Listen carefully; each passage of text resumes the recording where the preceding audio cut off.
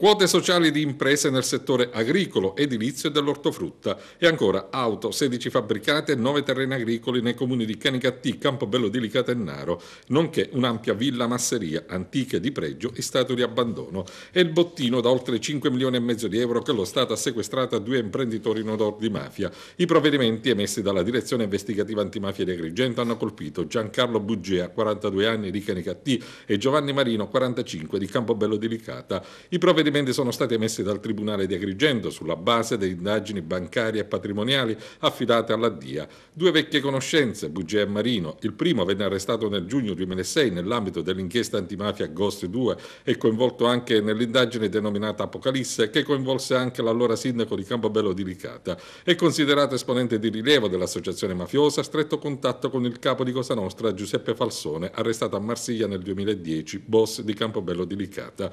Buggea sta scontando una pena d'8 anni di reclusione. La proposta di sequestro a carico di Giovanni Marino invece prende spunto dal procedimento penale in corso al Tribunale di Palermo, con imputato un altro degli arrestati dell'operazione Apocalisse, Salvatore Paci, 61 anni di Campobello di Licata, condannato in primo grado a 4 anni di reclusione per intestazione fittizia di beni, aggravata dall'avere favorito Cosa Nostra e per riciclaggio. Secondo i giudici agrigentini, Marino sarebbe un prestanome dello stesso Paci, in particolare dell'impresa LAES, Lavori Edili e Stradali, che gestiva la discarica di rifiuti solidi urbani a Campobello di Licata, indicata come impresa in cui era socio di fatto anche il noto capomafia Giuseppe Falsone.